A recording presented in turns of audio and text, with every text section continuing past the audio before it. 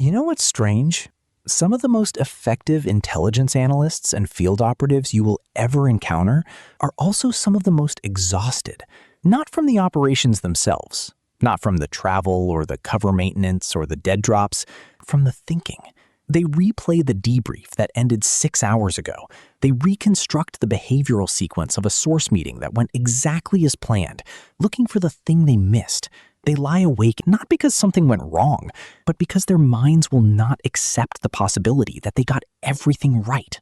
And here's the psychological paradox that intelligence agencies have wrestled with for decades. The very cognitive habit that makes someone an exceptional analyst, the pattern detection, the refusal to accept surface explanations, the compulsive search for the signal beneath the noise, is the same habit that quietly grinds them down. Today, we're going to explore the psychology of intelligence professionals who think too much, what's actually happening in their minds, why it develops, and what it reveals about the way the most effective analytical brains in the world are actually built.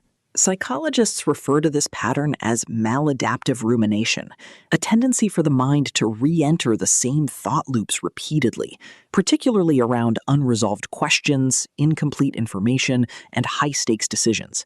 Richard Heuer, in Psychology of Intelligence Analysis, the foundational text used for decades inside the CIA, described the analytical mind as one that never quite accepts the last piece of evidence as final. What he was documenting, without using clinical language, was precisely the ruminative pattern, a brain that is exceptionally good at finding problems with its own conclusions.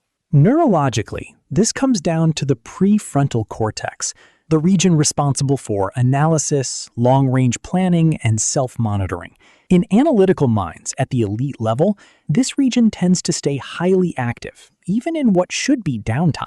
Meanwhile, the brain's default mode network, its background processing system, keeps generating internal simulations, replaying the source's tone of voice, reconstructing the sequence of events, running alternative scenarios for what the intelligence might actually mean. The result is a mind that is functionally always on shift, always auditing, always refining its operational picture. This pattern rarely begins in training. For most intelligence professionals who experience it, it starts well before the agency.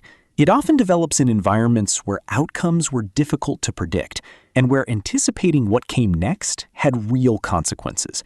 Sherman Kent, the father of modern intelligence analysis, wrote in Strategic Intelligence for American World Policy in 1949 that the analyst who would be most valuable to a nation was one whose mind cannot rest comfortably on incomplete knowledge.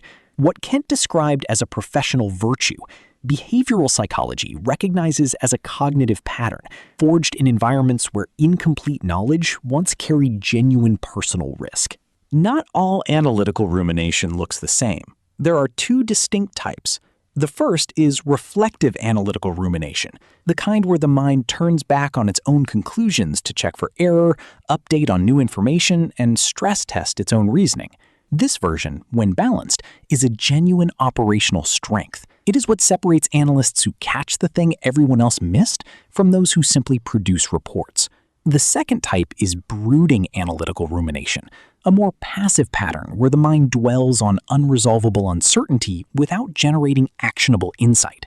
This is where the pattern begins to cost the analyst, in sleep quality, in decision confidence, in the creeping sense that no conclusion is ever secure enough to act on. Here's what the research suggests, and it is not what you might expect from an intelligence context. A 2013 study published in Psychological Science found that individuals who report higher levels of rumination also score significantly higher on measures of cognitive empathy, the capacity to reconstruct how another person thinks and what they are likely to do next. In an intelligence collection environment, this is not a liability. It is the core competency. The operative mind that can't stop replaying a source meeting is the same mind that predicted the source's behavior 3 exchanges before it happened. But perception without resolution is exhausting. And that's the tension that career analysts describe over and over. You notice everything. You track every inconsistency. The more you process, the further away a clean answer seems to become. Because here is the quiet truth that serious intelligence analysis keeps circling back to.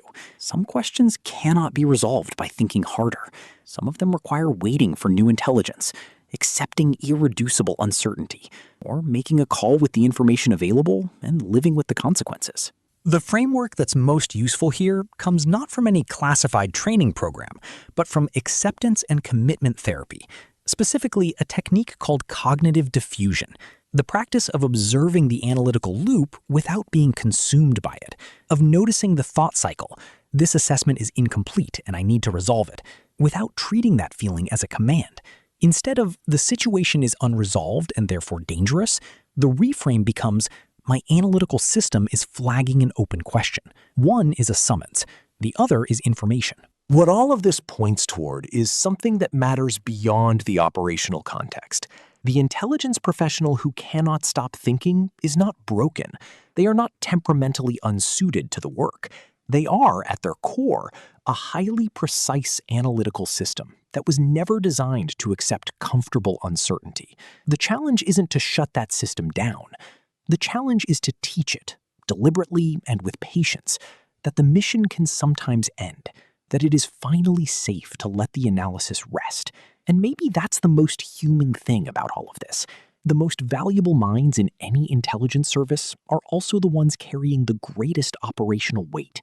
Understanding that doesn't make the weight lighter, but it does make it possible to finally put it down.